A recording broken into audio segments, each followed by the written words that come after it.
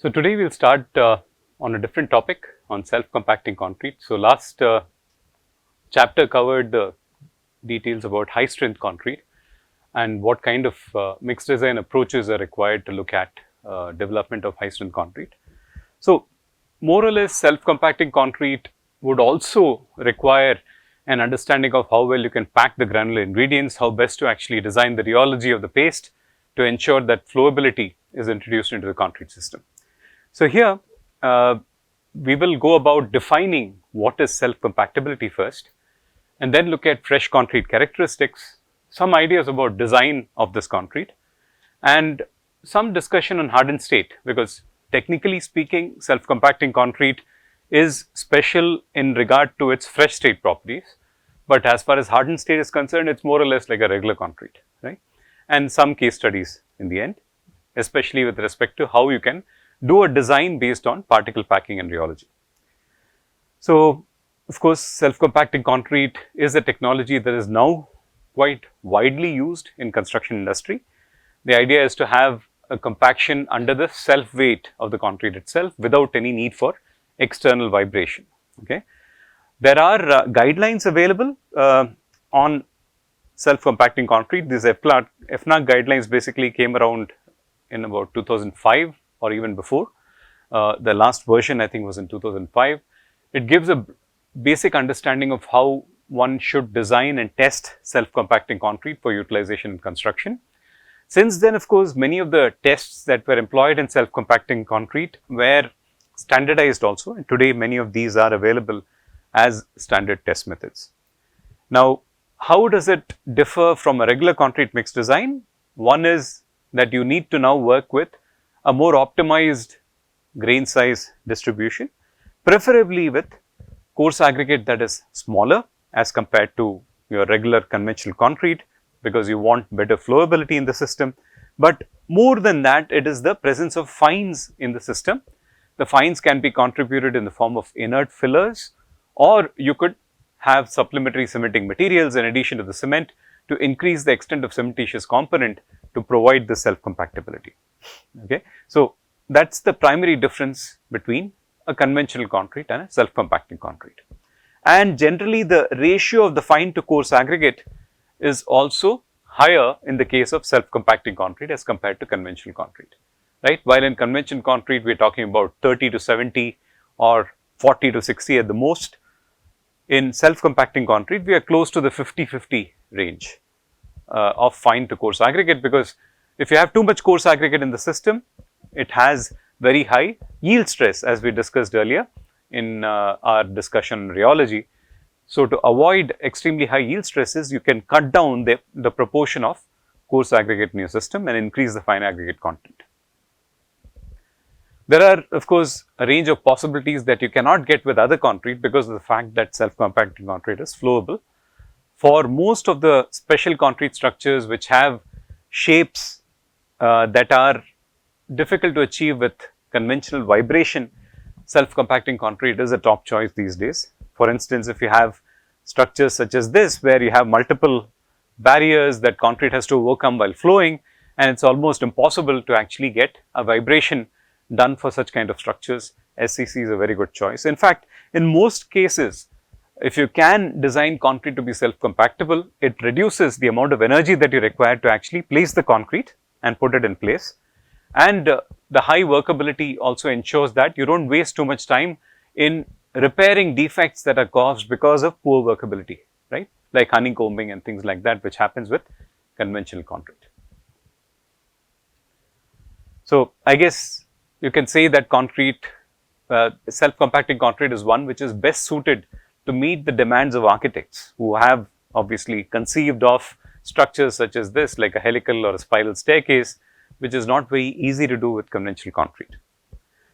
Now, in terms of applications, of course, with the traditional mix, when you are applying a concrete, the RMC basically is dropping the concrete here. There are these people who are raking the concrete to different locations, and there are people with the vibrator on site. You can see the number of people who are actually on site.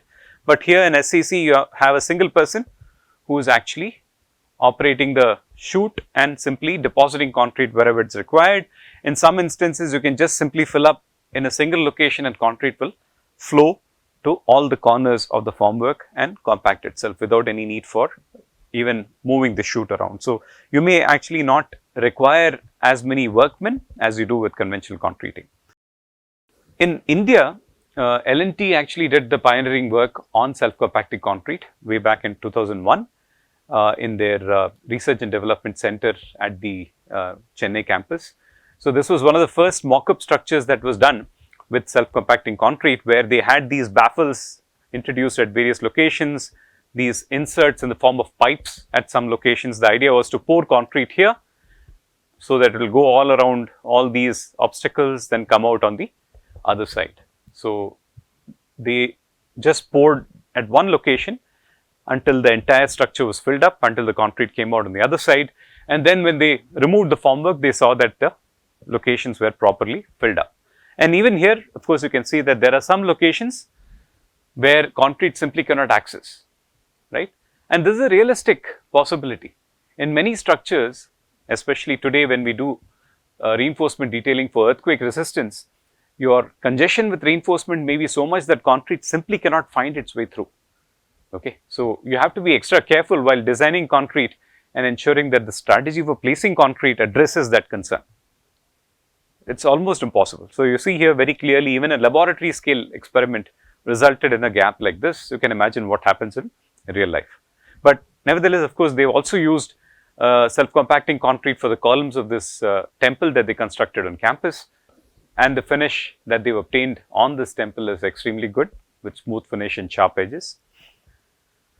There are famous applications for which you can find several references in textbooks and in research papers and on the internet. One of the earliest applications was in Japan, the Akashi Kaikyo Bridge, which has a very large volume placement of self-compacting concrete, wall for liquefied natural gas tank in Osaka.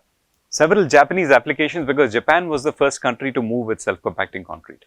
You may come across in literature of the name of Okamura, who was one of the scientists from Japan, who first pioneered the concept of self-compactability in the late 80s. That's when it actually, 80s implying 1980s, because most of you are in the 21st century. So, 1980s, it seems like a long time now, but yeah, end of 1980s was when self-compacting concrete was first introduced as a concept in the construction industry, primarily because in Japan they were facing a shortage of skilled workers, and so the demand for concrete that could make itself work without having the intervention of several other people was felt, and that's where the need for self-compacting concrete actually came about. Now, since then, of course, there have been several projects across the world. In India also, there are number of projects where self-compacting concrete has been used. Today, it's almost routinely used in many of the infrastructure applications. So, what are the challenges? We've talked about rheology, we've talked about high strength concrete design and so on. Many of the concepts are going to be applied here also, but primary challenge is you need to optimize a mixed design to obtain the required fresh characteristics. Now, you want the concrete to flow, but at the same time you don't want it to segregate, right? So, you want to have a judicious control of the rheology so that flowability happens when you are pushing it, but when concrete is at rest, segregation should not actually happen. So, all those qualities that we talked about in terms of internal structural buildup because of thixotropy, removal of this internal structure by application of stress, that is the pumping and the pushing of the concrete. So, all of that concept basically applies directly to self-compacting concrete. Now, because you are going to get flowability only with a high amount of fines in your mixture, there is also the tendency for higher amount of cracking in the system. So, resistance to cracking when fresh is an important thing to design for with respect to SCC. And of course, ultimately you need to obtain the suitable hardened concrete characteristics in terms of your strength, in terms of your modulus of elasticity, in terms of durability and so on, right. So, all of that still has to be achieved. You need to meet the demands of the structure for which the SCC is designed for, but keeping in mind these particular fresh concrete characteristics that you need to work through. So, SCC can also be christened as sufficiently complicated concrete. Why? First of all, because we are dealing with mixture ingredients that are not commonly used. Mix design generally is special. Concrete mixing has to be done properly to ensure that the superplasticizer effectiveness is maintained. Flow retention has to be looked at, because again, giving you the example of Burj Khalifa, where SCC characteristics were to be obtained at the point of discharge 600 meters vertically, right? And so to control that flow retention, it requires a lot of special strategies for concreting. Transportation has to be special, because very often if you are transporting a flowable mixture without the right speed of agitation, you can cause segregation in the truck itself. Formwork has to be specially designed, because you can imagine that when you're pouring something like water inside the formwork, there will be a lot of leakage at the joints, right? Slurry leakage will be there significantly if you don't design your formwork well. That's not the only thing. If you have formwork and you're filling up something which is as liquid as self-compacting concrete, there will also be hydrostatic pressure on the formwork. Okay, I've seen this in real life, where we actually tried to do a mock-up structure with SCC for about 2 meters height, and when we started filling up the concrete, no, 4 meters height, sorry, when we started filling up the concrete, after about 1.5 meters, the formwork was not well supported on the sides. The pressure of the concrete was so much that the formwork just collapsed and the concrete simply came out. So you need to design formwork in this case. It's very important to design formwork. It's not just in regular concrete, the concrete moves only when it's vibrated. Once it comes to rest, it develops an internal structure that does not push the formwork too much. Okay, but when something is as fluid as SCC, you need to look at that. Placement is special, because you want to avoid segregation while placement. Such a flowing concrete, if you pour it from a large height, what's going to happen? It's going to start separating. So that's why we have requirements of pouring heights. What are the typical heights of pouring that are typically followed on site? About 1.5 meter, right? If you drop over a height of 1.5 meter, generally flowing concrete will not tend to segregate. If you drop beyond that, there is a good chance of segregation. So in such instances, you have to adopt special means like a tremie, for instance, so that you can actually push the tremie between the reinforcement, fill up the concrete, and then move it up. We had this challenge in construction of IIT Tirupati. The buildings there were designed to be fair-faced concrete. Fair-faced concrete implies that when you remove the formwork, that's the finish. There's no other additional finishing to be done on the top, right? So for this, you need to attain concrete that has very good characteristics, so that it does not show up any major honeycombs or bug holes on the surface. It has to be perfect. So in this case, they were feeling some difficulties when they were actually pouring the concrete from a height. They tried pouring, because the walls were about 4.3 meters high, and the initial strategy was to pour from the top, self-compacting concrete from the top. And they saw that when they were doing this, the concrete was not getting properly compacted in the edges and close to the bottom and so on. Then they adopted the strategy that they would push some of the reinforcement at the center and push a tremie pipe down, and then slowly extract the pipe up as the concrete is filling up in the entire wall. And they got very good results at the end of it. So you have to look at placement strategies that are special, only to get hardened concrete that is normal. It's not going to be any different as compared to any other hardened concrete, but perhaps because of the fact that you're getting excellent compactability, it may have lesser permeability as compared to your normal concrete, perhaps, but that's not what it's designed for. Hardened concrete properties, we always assumed, is a function of the water to binder ratio that you have in the system. The lower the water binder ratio, the better the durability, and water binder ratio obviously is related to the strength also. Okay, so all the special things you do to get concrete that is fairly normal. That's why SCC is sufficiently complicated. We have to use high dosages of superplasticizer. We sometimes, or most of the times, need to incorporate also the VMA in the system, viscosity modifying agent. Why? Because we want that characteristic that when the concrete comes to rest, there should be no segregation, and the VMA really helps in that purpose.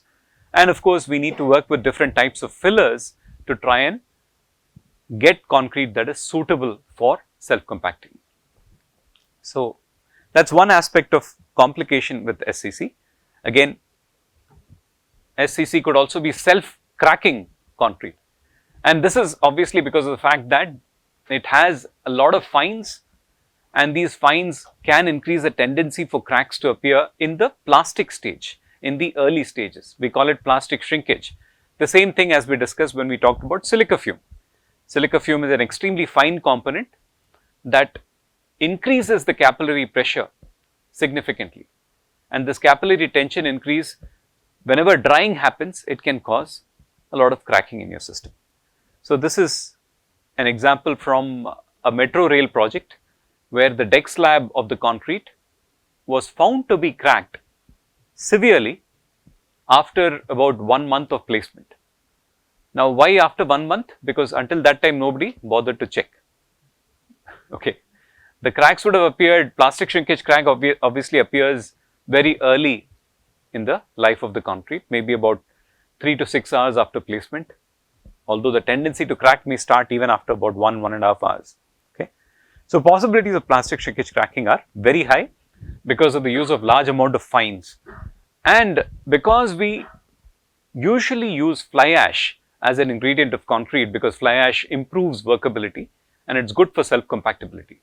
So, when you use these materials in conjunction with a high dosage of superplasticizer, you are bound to get slower setting. So, concrete is not sufficiently able to develop the strength to overcome the cracking tendency that is happening at early stages because of drying. Okay. So, that is one major reason why we want to protect self-compacting concrete as soon as it is laid. As soon as you lay, compact and finish it, we need to protect the surface from evaporation. So, why is plastic shrinkage happening? If you remember our original discussion, it is because the rate of evaporation of the water from the concrete is exceeding the rate at which your bleed water comes out the top. And because these mixes will have very little bleeding, since you have a lot of fines in the system, you will probably not have that protection on the surface. Okay. So, again, slow setting, high amount of fines is an ideal recipe for plastic shrinkage, especially when the construction is done in conditions where you have exposed surface in low relative humidity and high wind type of situations. So, in this project, the construction work was undertaken in August, right. August is not really a dry season in Chennai, of course, and I mean it is not a wet season in Chennai in August. And secondly, the temperatures in August, of course in Chennai temperatures are always 30 plus. In August you have temperatures of around 30 to 35 degrees Celsius, and to avoid these problems in most cases concreting is undertaken at night, because in the night temperatures are lower, you can have lesser rates of evaporation because sun is not directly shining on the on your surface and so on, so that the rates of evaporation can be lower, and workability retention also is more as the temperatures are low and so on, right. So, in this case what happened was they started the placement of the slab at 3 o'clock in the morning, 3 AM, but the volume was large enough that they actually got extended all the way up to 9 to 10 AM, right. They completed the top surface finish and then they left. Nobody was on the site to check what is happening. They came back the next day and started normal curing without really paying attention to the surface, because curing would have been done by laborers who are on site. They would have started pouring water and curing and all that. After about a month, they started noticing that the slab was leaking from the bottom and water was actually gushing through some of these cracks. You could see water dripping through these cracks, and you see those white patches. What are those? Calcium hydroxide that is leached out of the concrete because of the flowing water and converted to calcium carbonate on exposure to atmosphere. So, you have clear signs of leaching happening through these cracks. So, this was the original photograph that was shared, and they wanted us to come and inspect. And so, when we went up to the slab, we saw this, that the slabs were cracked significantly, and these cracks have grown over time to go all the way to the bottom surface. And that is a dangerous thing, right, because A surface crack that appears need not grow a lot, but in this case it has grown all the way to the bottom. At least in some locations they have grown all the way to the bottom, and the water is able to gush through. So, this has to be treated. It is not a structural problem, because structurally concrete is strong, steel is there to take care of bending and so on, but durability can be severely affected because of cracking. Okay. So, this is something that needs to be very carefully avoided in self-compacting concrete. So, in other projects where we are involved, the safeguard against cracking in self-compacting concrete is to ensure that as soon as placement happens, you have a team of workmen on site. So, whenever the cracks appear, you take a wooden float and simply rub the surface wherever the cracks are appearing. Cracks will go away, and this has to be done actively in the initial period when the cracks are bound to appear. That is that 2 to 3 hour period, that is when cracks mostly appear. And you start rubbing through these cracks, and then these will disappear. Alternatively, what you need to do is, as soon as the surface has been laid and finished, you cover the top surface with a plastic sheet. Prevent any evaporation from happening. That would be the other strategy to adopt. This was also a problem when we were doing the construction of our NAC2 building. In NAC2 at the lower slab levels, so there I think the structure of the NAC2 is, they have large slabs like this, very large slabs. So, this is the end, this is the front of the building, and the building is shaped more or less like an L. I am not getting the correct shape, but that's so. What they did was, they had a concrete truck standing here and pouring the slab from here, and one more truck pouring here, and then they were moving around to ensure that the entire slab surface got covered. Now, this entire process, the slab is so large that the process took several hours. So, when they were doing this concreting on the lower slabs, they were actually getting a lot of cracking in these slabs all over the place. Plastic shrinkage cracking was appearing, and they had to treat all those cracks to ensure that they do not become problems in the long run. So, once you treat the cracks, you need to do water ponding to see whether the water is actually able to pass through the cracks or not, and so on. So, when they reach the surface terrace, that is when we adopted the strategy that the contractor would call in at least 20 or 30 extra laborers on site who are ready with their wooden floats to ensure that when the cracks appear, they will go and rub them. So, we actually did this actively, and the terrace came out quite nice. This was self-compacting concrete, by the way, and the terrace came out quite nice without any problems of cracking. I hope it will have to be seen when the building actually is operational, but nevertheless, this operation really helped that they were able to restrict the cracking significantly. The other problem that can happen, so as I said, cracks may go through depth also. The other problem that may happen is called plastic settlement. Now, let me draw that separately. What is plastic settlement? So, now you have a slab like this, and you have reinforcement at the top of the slab. Okay. Now, the bottom reinforcement we are able to maintain because of the use of cover blocks, right. We maintain the cover in the bottom reinforcement with the help of cover blocks, but the top reinforcement we usually do not measure the cover correctly, right. We assume that we are providing the right cover, we do not really measure the top reinforcement cover in the slab. In a column it is fine, the reinforcement cover is properly maintained on all sides, but in a slab it is not the case, right. So, when we do this, self-compacting concrete which is highly flowable, right, the aggregates tend to move around when the concrete is still plastic. For instance, if an aggregate piece is somewhere here on top, it may have a tendency to shift from the top of the reinforcement to the sides, leaving behind a gap on top here, which gap may more or less look like a crack. Okay. So, if you have highly flowable concrete used in SCC, this kind of problem may actually appear. So, when you see the top of the slab, if I am seeing the plan of the slab, wherever the reinforcement is, I will see a crack appearing. That is a telltale sign of plastic settlement. The concrete has subsided around the reinforcement, leaving behind a crack on top of the reinforcement.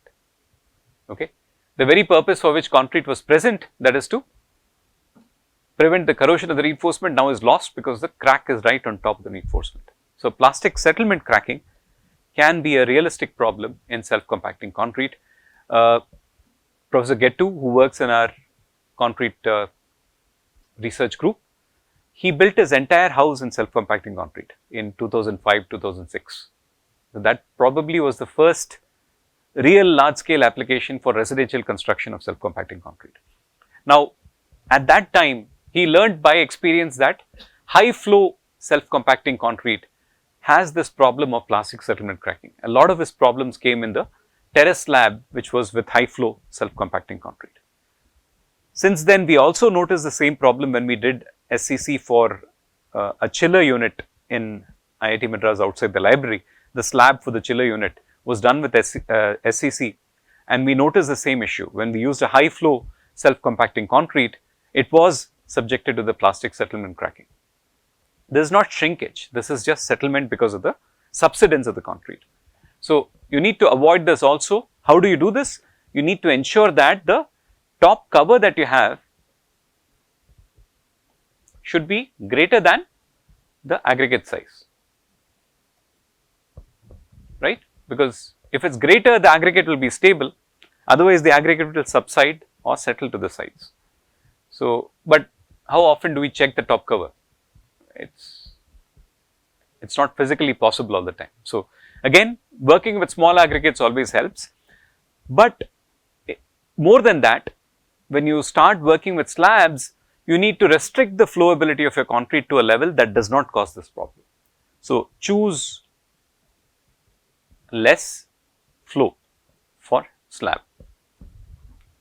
Okay, I will come back to this point later when we discuss how to decide on the characteristics of SCC for specific applications.